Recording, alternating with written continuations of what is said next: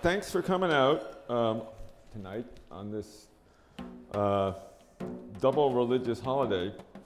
I didn't realize it was a confluence of both Passover and Good Friday, which is an unusual overlap.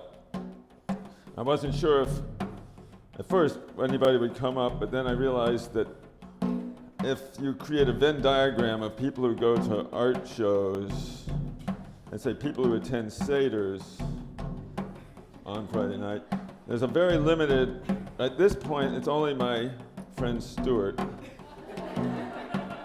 who's been here every night until now, but we actually have in sort of loco parenthesis for Stuart, if this, instead of being art, was like college roommates and art, then this can now be Jack. Jack is here. Thank you for coming out. So we have a kind of a complete family of another sort here. But as a past, I feel like it's my pedagogical duty for everybody here who's not as observant as I am to remind, since I'm not at a Seder doing the 4 questions, we have the egg, we have a bone, we have some matzah, we have some bitter herbs, we have some mortar. It's all designed to commemorate the flight from Egypt and slavery. We'll get into the Good Friday later, but the interesting thing about the flight from Egypt and slavery is that it probably never happened. If you're a purist about these things, it seems as though the story of Passover far predates the actual time that this should have happened, which is sometime 1300 before BC. That might as well be incorrect. But this whole exit from Egypt, the parting of the seas, the wandering in the desert, the entry into Palestine, all probably didn't happen. There's no evidence of anybody here, any slaves here, anybody wandering in the desert. In fact, the people who were actually building the pyramids were Egyptians, and they were pretty well paid. They found so many animal bones on the sites where the galleries where the workers were living that it seems like they were eating prime beef every night. And they were divided into gangs. The graffiti inside says they were like Kotex drunkards and buddies of Muhammad. In other words, it was something between what we think of as slavery and free enterprise, and more like an Amish barn raising, apparently. But be that as it may, the reason that the story perhaps is told, at least the one that appeals to me, is that at the time of the telling of the story, simple occupation of land was not a valid reason for maintaining political control of an area, as it is today. At least that's how we argue it is today. But by conquest, the story of the escape from Egypt through the mighty hand of God, and then the conquest of the tribes gave the Semitic tribes a reason to control the area. Instead of just being a bunch of farmers and sheep herders who happened to be there, thanks. Sheep herders need it. They were warriors who had been sent by God to control this land. And that's an appealing idea, and that somehow there was a bloody past that justified a peaceful present. The Good Friday story, I suppose people are a little bit more familiar with, but I wasn't. So when we walk our dogs, we always pass the Stations of the Cross. Good Friday is the day that Christ was crucified, and I won't go into the odd name. But he was crucified the day after Passover. So Passover that year was Thursday, and then he gets betrayed, he gets hauled through the streets, he gets crucified. And the Stations of the Cross at the church where we walk our dogs, there's 14, you're falling, you're getting up, you're getting the thorns, you're getting nailed, you're getting denied at various doors, and then you die, and then you're resurrected. It's sort of like a big cartoon strip, I think. But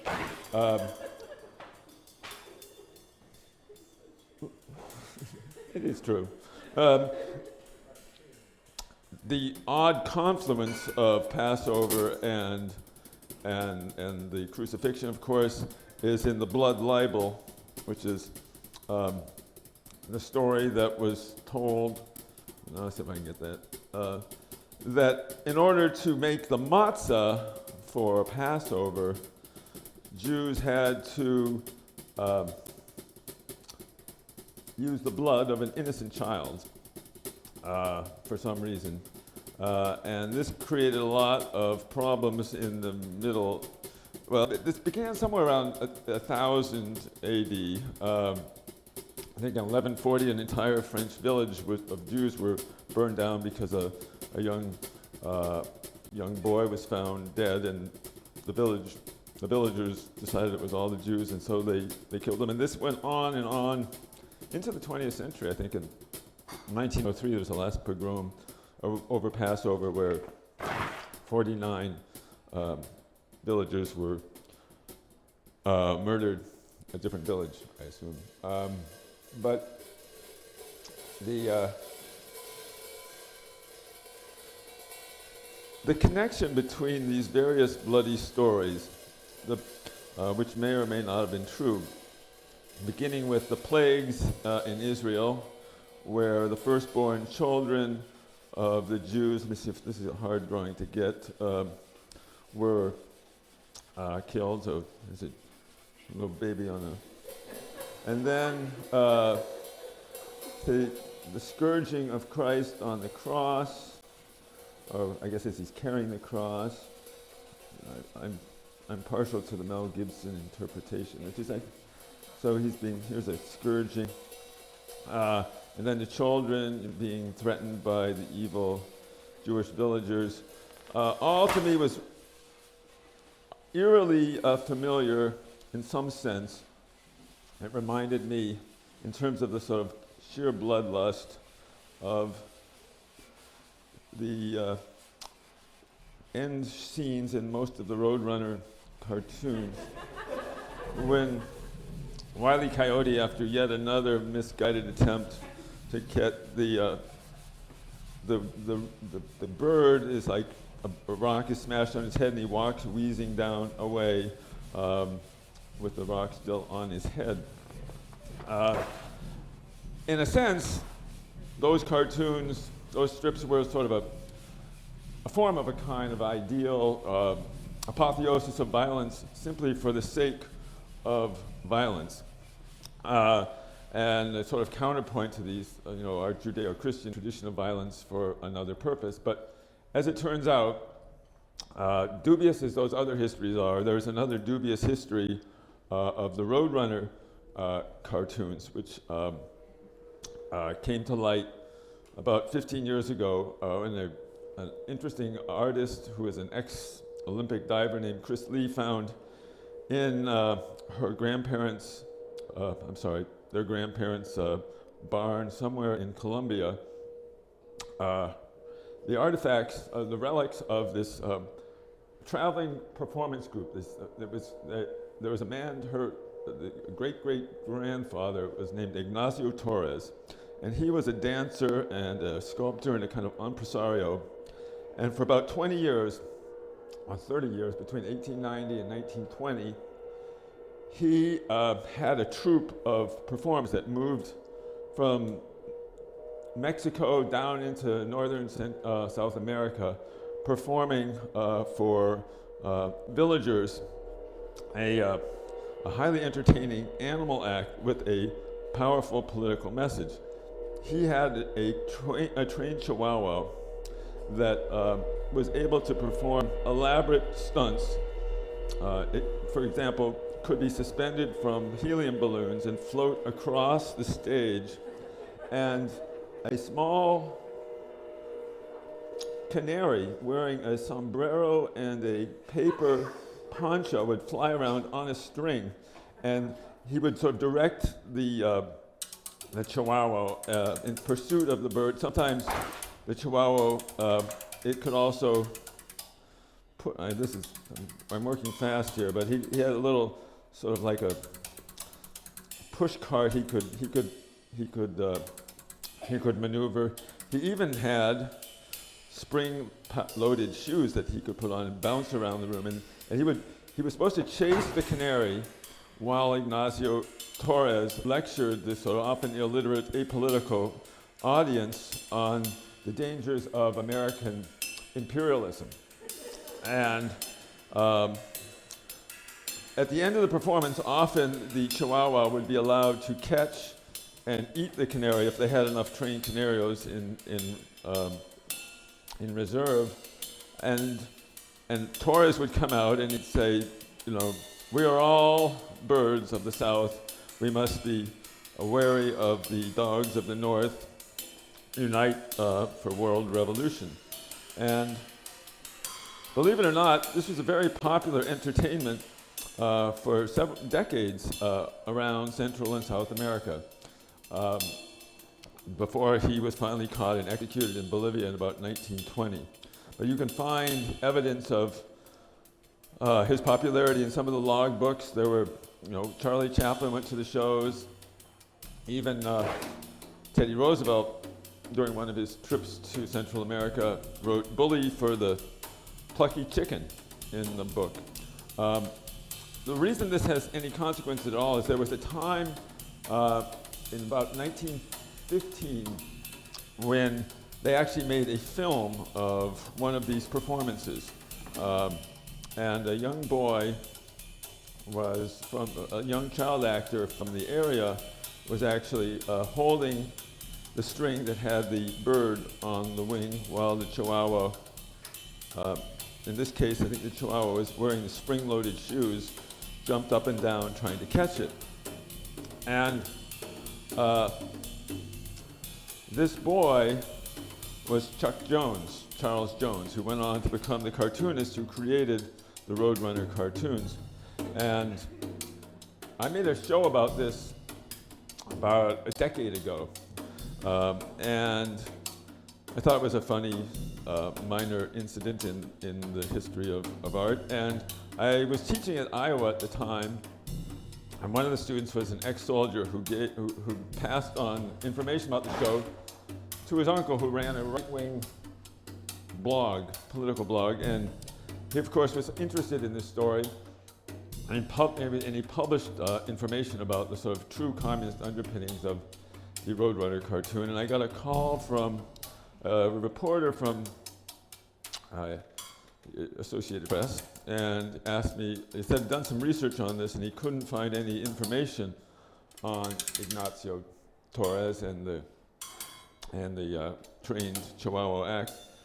And I said, well, that's because it doesn't exist. I made it up. It's only art.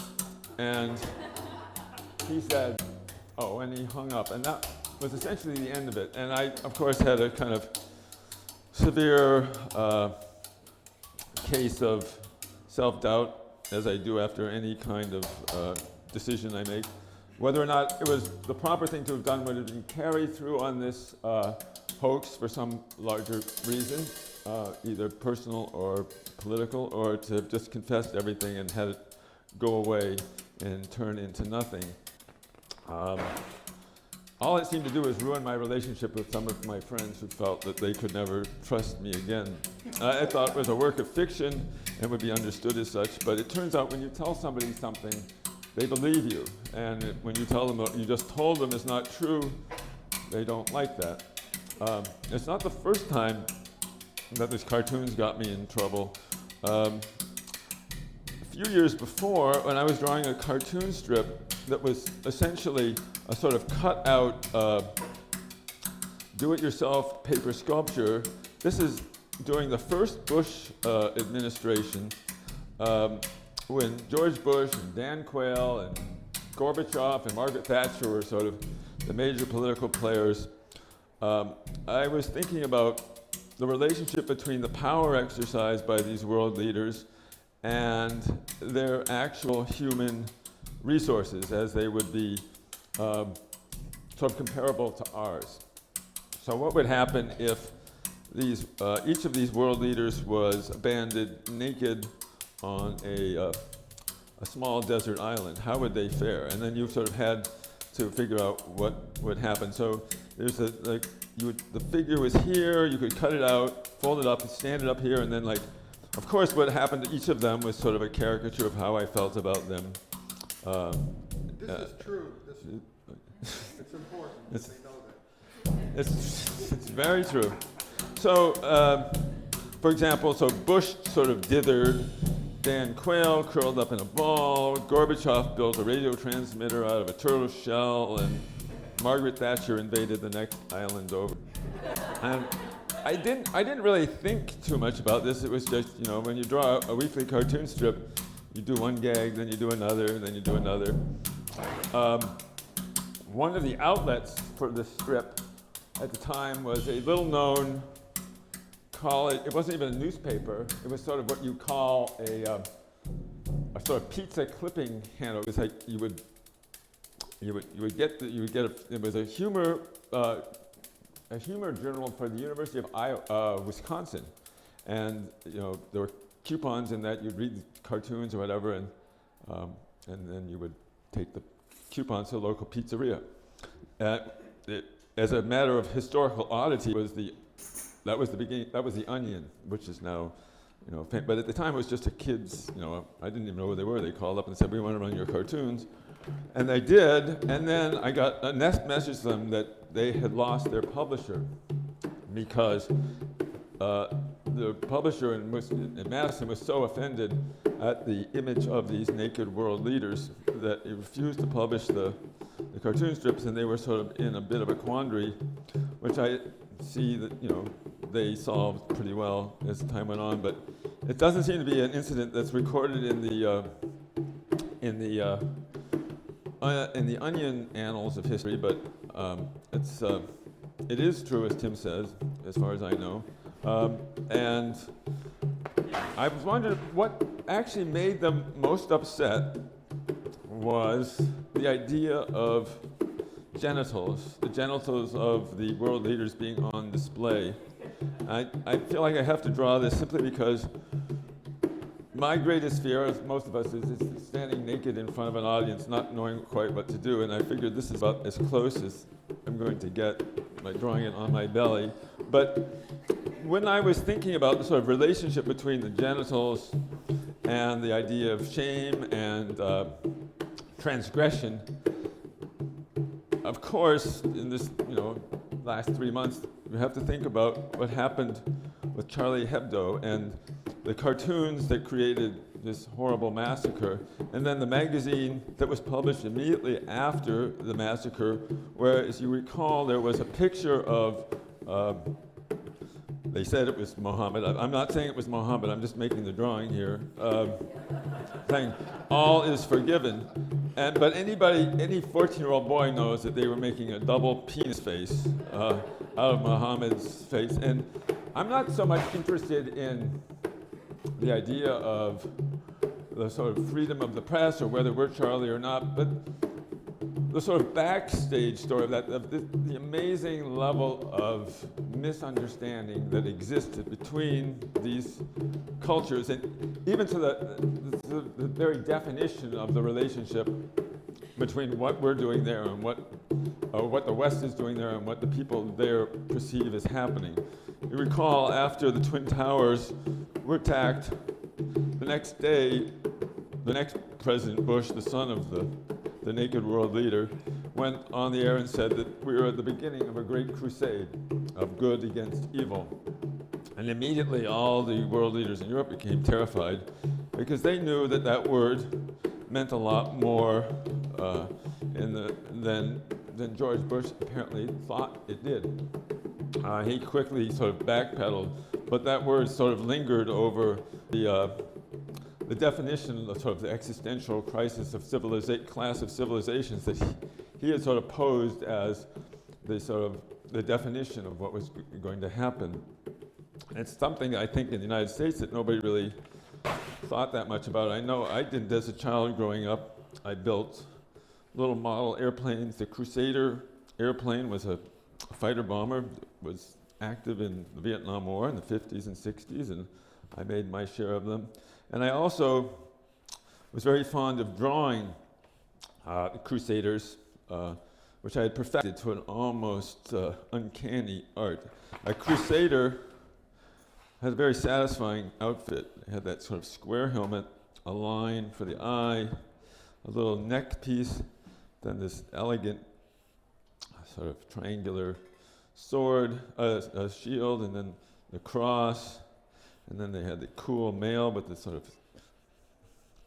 little, and then they had this big sword, and then they're always depicted fighting guys basically looking like they're wearing bathrobes with a turban and a long beard and a sword that curves, then like a real sword, the Saracens. And I draw these things over and over again, having no idea what the relationship between these characters and my own history was. And I had a kind of a rotating inventory of war scenes. You could draw the Crusaders, could draw the Greek knights, could draw, I guess, cowboys, could draw Civil War scenes, and then, of course, World War II planes. And that, since I was the kid in class who could draw, I sort of would cycle through these routines over and over again. By the time I got to 4th grade, I think, I had sort of settled on a signature style, in fact, a kind of obsessive drawing system. You have the helmet, you have the sword, you have the lance going off screen, you have the saddle, and then you have the horse. If you draw it correctly, you don't have to draw the head or the tail or the legs of the horse, which is very helpful if you can't draw legs or you can't remember how the back of the horse, where the elbow goes forward or backwards, and then the head goes up here. So you dispense with that whole thing by just focusing on this sort of central Platonic ideal. And this worked, as I say, all the way up to 4th grade, when I finally had a teacher who was willing to confront me on aesthetic grounds. Her name was Miss Pliss, Louise Pliss, and she was a small, very dynamic woman. She was considered to be like the good teacher in 4th grade. If you were lucky, you'd get her. She had a page-boy haircut. She seemed to be ancient. She was probably about 50. And one of the most interesting things about her is she had a black eye, permanent black eye. She said when somebody threw something at her when she was a kid, right? So whenever she would say, "Don't throw things, things could happen," she would always point at her eye, and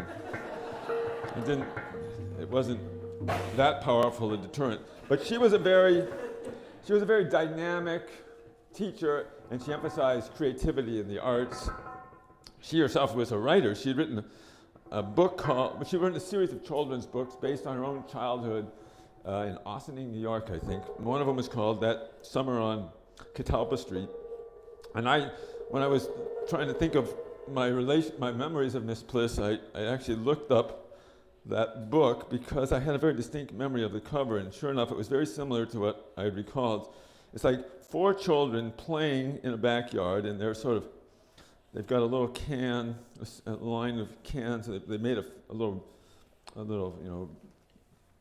telephone. They're playing telephone, and the girls all have these little pinafores on with collars and dresses, and the 2 boys have jeans with rolled up cuffs and little white shirts with rolled up cuffs, and the one's on the ground, the other's behind, there's a tree. It's very idyllic. I guess as an aside, when you look up Catalpa Street, you also get a series of very horrific pictures of these very mean, determined-looking men. It turns out that Catalpa is also the name of a famous ship that rescued a bunch of Fenian Irish independence fighters who had been exiled to Australia, and a bunch of American Fenians had bought a ship called the Catalpa, and they sold it to Australia, and they faked out the Australians when they were at a regatta, and they put them on this boat, and they sailed them back, and these men all ended up living out their lives in Pawtucket, Rhode Island. that's sort of an aside, but it's ironic because my relationship with Miss Pliss began to deteriorate the day that she asked us to write poems in class, which I found very intimidating because I didn't like writing that much. But I had a book of limericks, which I enjoyed, and I memorized a bunch of limericks. And I was at the point in my life where I thought, if I had a book, nobody else in the world had this book. And so she said, did anybody have a poem that they would like to read out loud? And I said, yes. And she said, well, go ahead. So I said, there once was a man from Nantucket who kept all his cash in a bucket. His daughter named Nan ran away with the man and asked for the cash, Nantucket. And there was a silence after I finished. And she said, did you write that, Matt? And I said, yes. And I figured that was a pretty safe bet that nobody else had read the same book I had read. It wasn't from the library.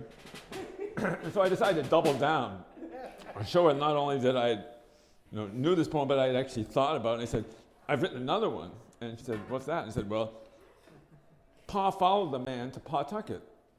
Followed the two to Pawtucket. The man and Nan and the bucket. He said to the man, you're welcome to Nan, but as for the cash, Pawtucket. And there was another silence, and she said, you wrote that too? And I said, yeah. And she was too good a sport to do anything more about it, but clearly from that moment on, she didn't trust me farther than she could throw me. And this came to a head later when I liked to paint, so they gave me an easel, and I would just sit there doing this same drawing of the knight on the horseback with the saddle and the rear of the horse and the mane of the horse and thing. And I usually got a lot of, props for this kind of thing, but she came over and she just ripped it off. She said, you cannot make another drawing like that ever again. Nothing is happening. That's not art. And you have to do something else. You can never make another painting of a knight again. Yeah. There were two boys, George Everly and Jeff Fish, who used to sit quietly in the corner and draw still lifes. They would set up a thing, there'd be a bowl, there'd be a glass, and clearly she left them alone. That seemed to be a safe thing to do. So I went back to the easel and I made the bowl, I made the fruit, I put a banana or two in, and she came by and she said, there, see? That's art. You're a real artist now. And I think I'll try it. I want to try this on these. We've got these frames out here. Let me see if I can make a real artist painting now. This was, yeah. You want to see? Thank you. There's the fruit. I'll add a bottle too in honor of George Everly and Jeff Fish. And I have to say that my pride in making, I had very little pride because I hadn't really drawn a still life. I knew what a bowl looked like, I knew what fruit looked like, and I used basically the same color scheme I used for the Crusaders, the brown bowl, red. And it was essentially very similar design to the Crusader, but I realized that, at least my insight at the time was that, art was kind of a scam. There was a bit of a formula. If you just did what the client expected, you would get by. And it took me a long time to get past that, if I ever did. I'm not alone in that feeling, especially as I spent about 10 years drawing cartoon strips, and cartoonists are sort of notoriously hostile to contemporary art. In a sense, they're kind of an old school guild mentality, very skill-based. And this is brought to an ideal by the work of a cartoonist that some of you may remember, Ernie Bushmiller, who draws the famous Nancy comics. Tim and I used to do a lot of the Nancy drawings because they're really beautiful, and anybody who's sort of interested in comic history knows that there's something sort of completely different about the way well, not different, but he does represent a certain kind of ideal of simplicity and elegance in his line. You could see, everybody knows what a Nancy comic looks like, and somebody said you could reduce it to the size of a postage stamp and you'd still know what it was. He wrote these awful gags. He had been he was Harold Lloyd's gag writer for a while. But it was all about sort of setup and then resolutions. And the drawings were beautiful in their utter economy of line. And he hated modern art. I don't know whether, some people said he admired it and he made fun of it, but he basically hated it the way, he didn't understand it. And one of our favorite cartoons of his is Nancy. I'll just do a brief version of this. It's sort of, first we see her, there's no words in this. She's standing, she's standing outside. There's a big picture window, and it says something like art sale. It's a gallery. It probably says art gallery. And there's a painting in the window. These lines that indicate glass, a rectangle that indicates brick. She's just sort of standing there deadpan.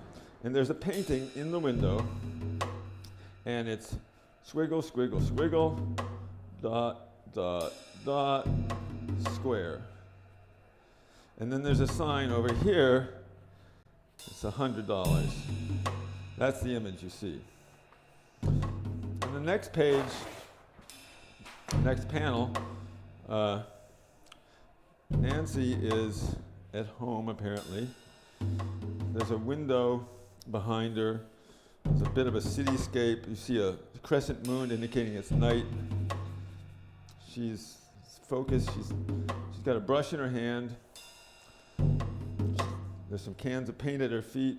And there's some drawings lined up behind her. We don't know what she's doing, but she's clearly responding to what she saw. In the third and last panel, Nancy's back in front of that window.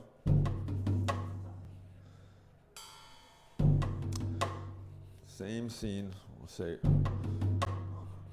I said art sale, so I'll have to stick it, but it's an art gallery or something like that.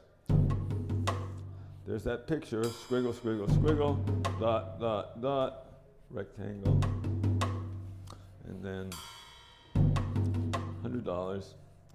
And then next to her are like 4 or 5 paintings.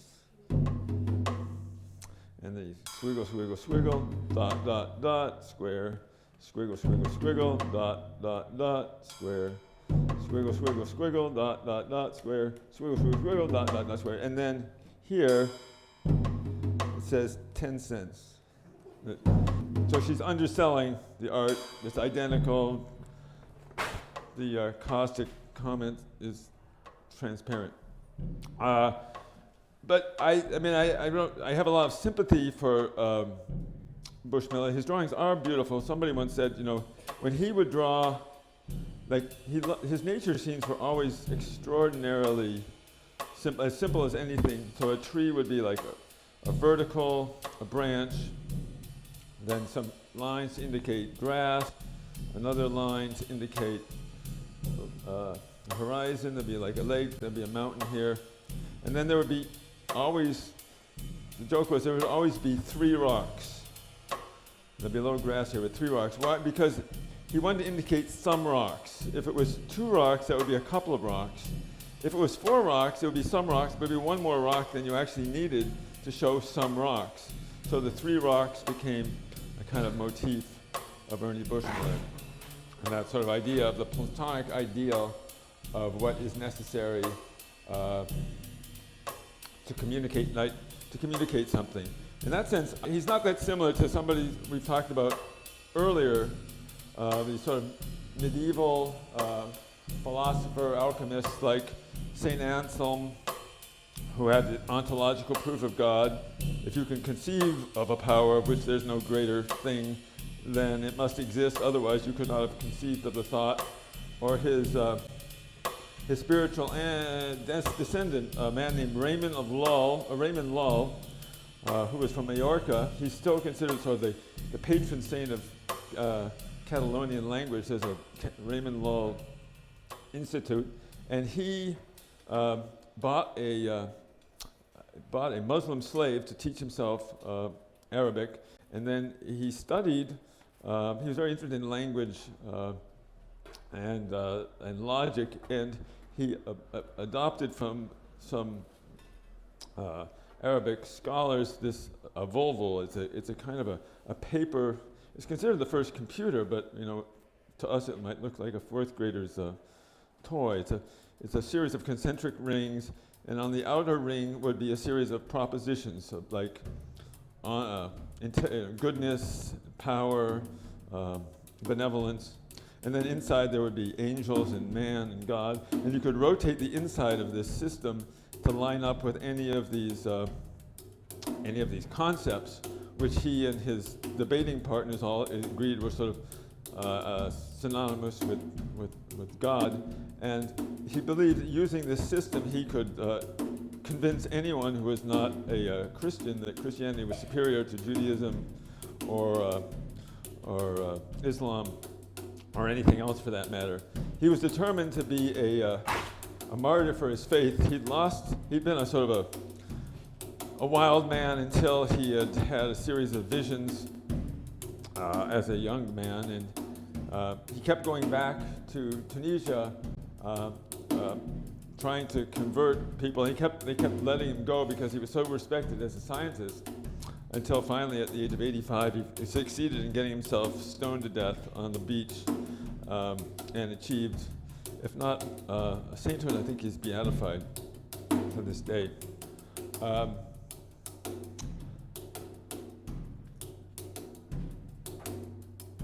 You don't get many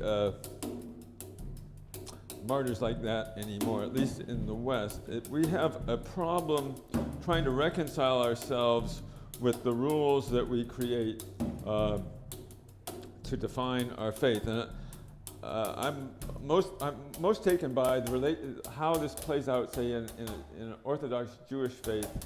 As a young boy growing up in a kind of Reformed household, but with Orthodox relatives and a generation above me, why you behave differently on one day of the week as opposed to all the others was quite confusing.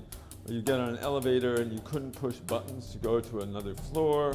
You couldn't eat certain foods. You couldn't ride in a car. But there are all these interesting workarounds for that. You can't turn on an oven, but you could have somebody else who doesn't believe come in and turn on the oven. But you can't ask them to turn on the oven. So you have to go out on the sidewalk and say to a passerby, "My oven won't light." You can say that, and you keep repeating it until they say, "Would you like me to go in and turn on your oven?" And then that can happen. That horrible fire that happened a couple of weeks ago occurred because the family put on a hot plate to keep their food warm all Saturday, but they couldn't turn it on or turn it off, and it burst into flames. There's also a concept called the Eruv, which is designed to get around the rule that you're supposed to stay inside and pray all day, and you're certainly not supposed to bring a burden outside into the world. It's very complicated to describe and to understand, but basically, as long as you're at home, you can carry your baby around, but you're not supposed to take your baby out of the house and go someplace with it. But certain neighborhoods where everyone is sort of has a sort of equal faith have these strings that are drawn up, and there's certain places there's like a doorway. All the buildings inside this territory are considered to be inside a single house, so that you can actually walk around from house to house doing the things that you would normally do inside, like carrying your baby or getting food, things like that. I'm sort of curious about that double consciousness, about how we would sort of aspire to a certain kind of behavior, realize we couldn't quite achieve it and then invent ingenious rules that don't quite break the nature of those rules, but allow us to do the things we want. I was thinking of that because it seemed to be relevant to that recent achievement of the two climbers who were the first people ever to achieve a free climb of the face of the Dawn Wall of the El Capitan Rock in Yosemite, if you recall that. These two men, basically what a free climb is supposed to be is you scale a cliff using nothing but your fingers and toes, and you can have a rope to hold you up, or keep you from falling. The rope, to me, is already a little bit of cheating. If you're going to climb without anything, shouldn't you just climb? But then the thing that really confused me is that it's a very difficult climb, and they couldn't do it in a day. So what they do is they climb a certain number of pitches, and then they stop. And they have a little campsite hanging from the side of the mountain, and they spend the night there as long as they want, and then they sort of climb a little bit more, and they sort of know where they stop, and then they go back down, and then they go back and they climb a little bit more, and then they move the camp up. And if they fall off the side of the mountain, then they kind of go down because they're on a rope, and they go back up, and they gradually work their way up until they finished. But it seemed, I don't like to rain on anybody's parade. They're obviously very good mountain climbers, but if you're going to do a free climb, it seems like you should start at the bottom and go to the top in one day, or you can't do it. And since they can't do it, they did something else, but it reminded me of the early days of Yosemite, before we had all these rules, and there were true kind of wild men who opened it up, at least to their fellow Westerners. The first and perhaps most interesting of these is Edward Muybridge, who we think of as the action photographer. He's one of the more interesting oddballs in the history of, I don't know if you call it art or science or whatever, but he was his real name was, I think, Edward Muggeridge. He was born in Kingston on Thames in England, which is where a lot of Saxon kings were crowned. And as he changed his name at various times over his life, he tended towards the spelling of the Saxon kings. But that was later in his life. He immigrated from England to California around the time of the first gold rush. He moved to San Francisco, and he set up a successful business as a bookseller with his brother.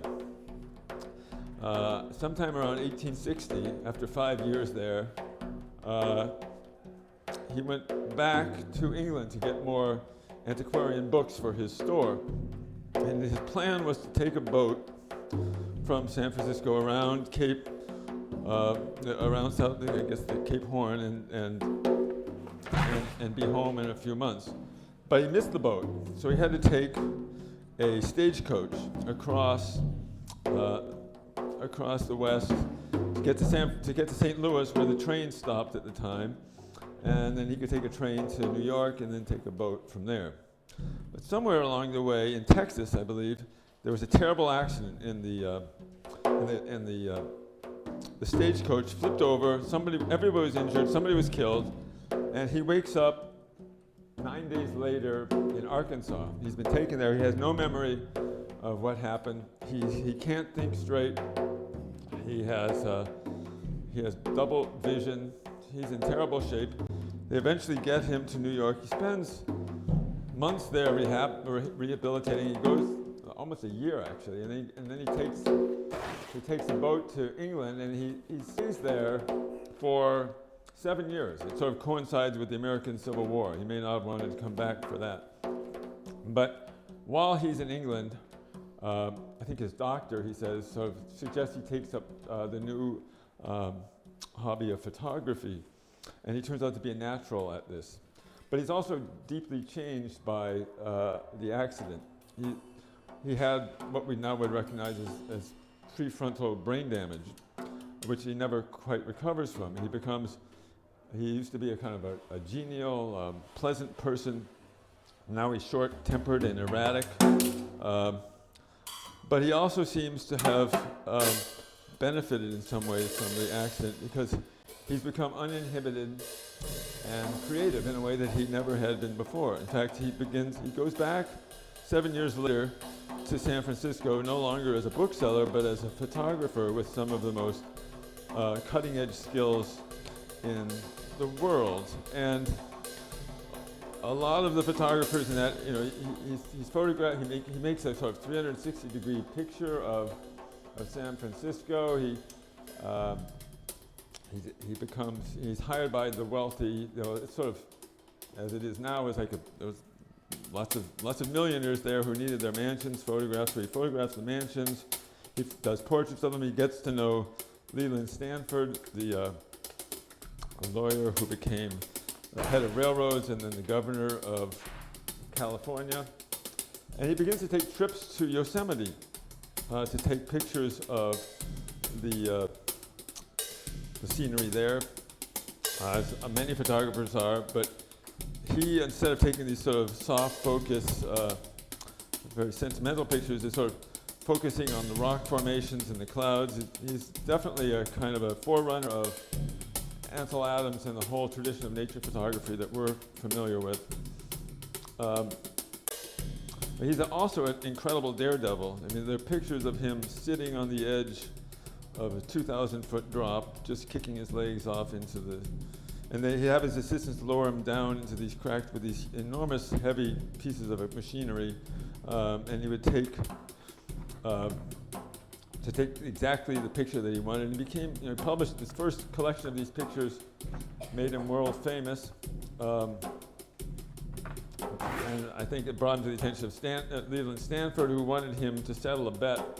In addition to all his other activities, Stanford had a huge collection of horses, and he and some other horse owners were debating a very contentious issue of the day, which is whether or not horses' hooves left the ground when they ran. The human eye isn't fast enough, so now I have to come to grips with my age-old problem of whether or not the legs of the horse hit the ground or don't hit the ground was always a question. And Muybridge told Stanford there was no technology, available, because basically the way that these guys would take their pictures is hold their hat over the lens and then take the lens away and count 1,000, 2,000.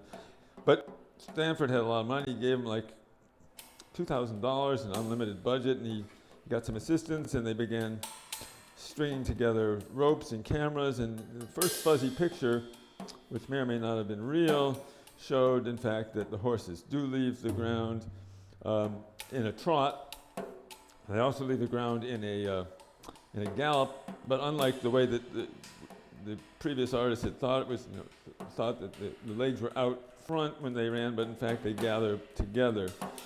But in this respect, Muybridge is given credit for being the man who sort of began to see through time. That you could see the world in a way that we'd never been able to see it before. You could break down experience beyond the sort of capacity of the human eye to perceive it. He actually animated these. He invented something I think he called the I can't remember. It's like Zoopraxicom or something. It's basically a shadow system of animation. He showed it to Edison. He thought Edison stole the idea from him. He basically sued everybody sooner or later in his life. At one point, he marries a much younger woman who he suspects of having an affair, and he goes and he shoots the. He's a drama critic. He shoots him dead. He says, "Here's my answer to you from my wife, sir," and he shoots him. And they put him on trial, and the trial is, at the time, a kind of novel defense that he's insane because he had suffered this grave brain damage. And Stanford is like paying for all these fancy lawyers, and in the middle of the trial, Muybridge decides he's insulted that they're saying he's crazy, so he says he wasn't crazy, but the guy got what he deserved, and then his lawyer has to sort of switch gears and make that defense, and it turns out to be a compelling argument in the sort of wild, wild west of California, and he's, I think for the first and last time, he was acquitted on the grounds of justifiable homicide.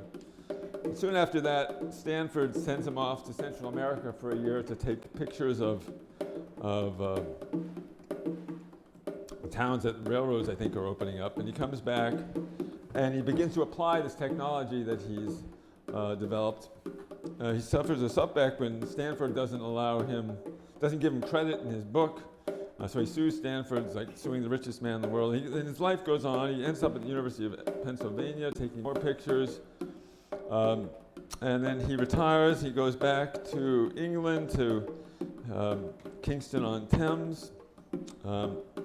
And the legend is that he dies digging a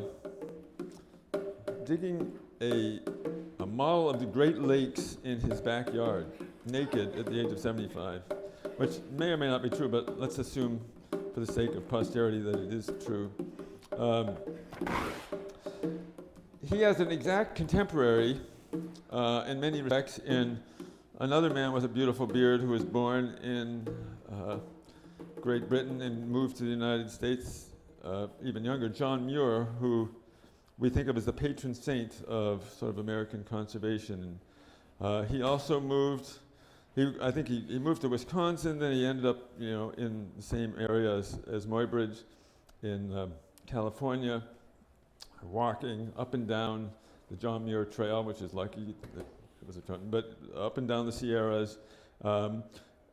He introduced Teddy Roosevelt to the park system at one point. They went camping together, and he convinced Teddy that there was a great deal of danger to this territory if it wasn't turned into a park, and it was turned into a park.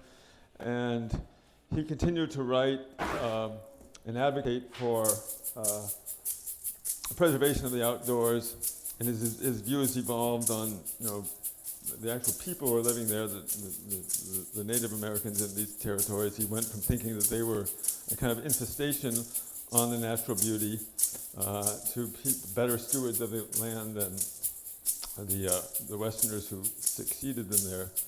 He was, he saw nature as a kind of grand tabernacle. He said it was sort of the book of nature was his book of the Bible, and he wrote ceaselessly about this notion that of rapture and sort of transcendence possible in the contemplation of the world, of the natural world. And he became quite famous in this capacity. And at one point he's asked, as actually Muybridge was, to go up to Alaska and do some surveying. He goes with a friend, a pastor, and they have a well-equipped ship, and they're going to sort of stop at various points along the Alaskan coast and explore glaciers, which were a particular fascination of his. He writes about this event about 17 years later, because along with the guides and his friend was the small dog that the friend, the pastor, had picked up in a trading post. It was called Stikeen, and it was named after a local tribe. And Stikeen was a small black dog. He didn't think of it as being particularly, he wasn't very fond of dogs. At this point, people thought of dogs sort of as, he sort of thinks of it very dismissively as just an impediment, something that has to be taken care of. But it turns out that the dog is a wonderful adventurer. And every time they sort of row to a new territory, a new area, he jumps out of the boat before anybody else, swims through the icy water to the shore, and goes off exploring on his own. he becomes somewhat fond of this dog. And one day they decide they're going to explore this vast glacier. They've set up camp several miles away, and he sets off in the morning. He's too excited to even eat breakfast to sort of explore this. It's several miles wide. Nobody knows how long, deep it is, and he wants to kind of traverse this glacier, which is reamed with all these deep crevasses, thousands of feet deep, he says. He writes in this extremely methodical way. He didn't like to write, and he wrote, he would write and then rewrite and then he'd write, and the sentences are very sort of reduced and not very emotional, so you don't have much guide from him on what's going on, but he's talking about sort of very matter-of-factly going across this territory, which sounds extraordinarily difficult and demanding. But he crosses one, then he sort of goes around. He says the dog is running and jumping over these 6 to 8 foot crevasses, and they're having a wonderful time. They're getting deeper and deeper, and they finally get to the edge, and night begins to fall, and it begins to get cold, and they realize they have to go back again, or they'll be trapped overnight. All these things that seem like they're life or death situations, he sort of relates very matter-of-factly, and they're sort of working their way back and working their way back.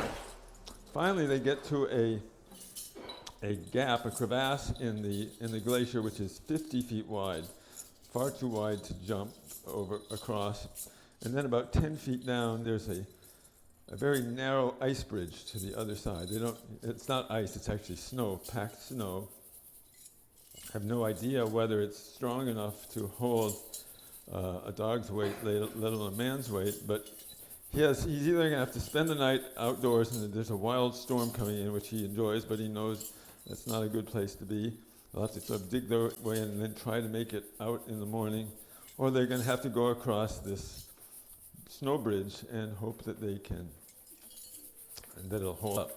So he cuts out little holes with his axe, little footholds. He climbs down, and then he straddles the snow bridge, and he inches his way across.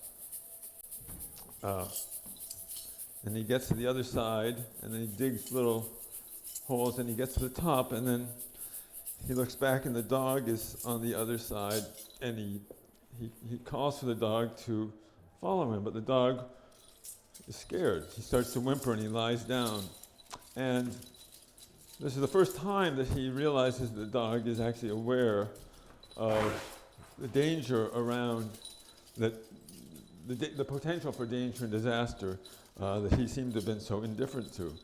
But he can't, so he calls to the dog, and the dog won't come. The dog very rarely minds anyway, but he says he's going to leave, and then he starts to walk away, and then he sees the dog begin to crawl down this sheer face of the glacial crevasse, and he gets to the snow bridge.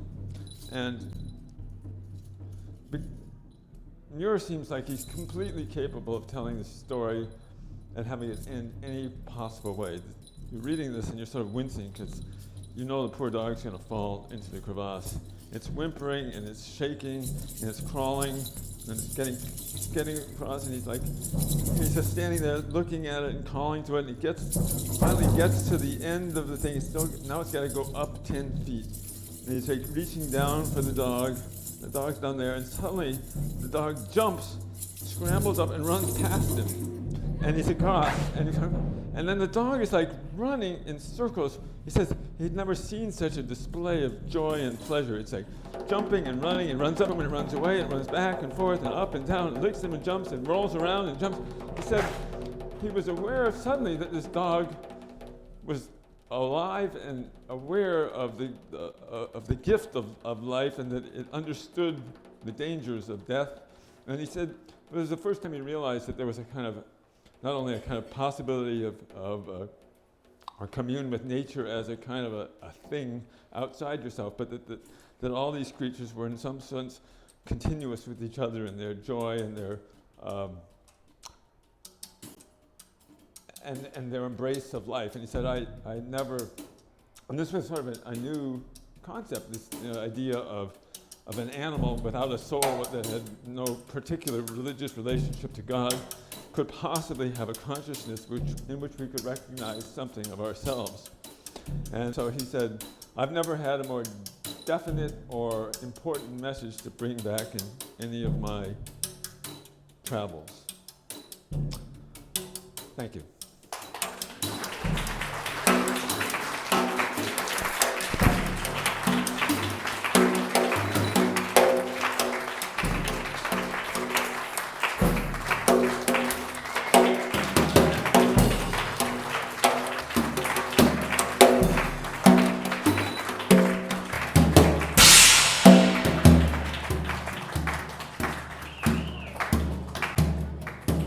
Thanks.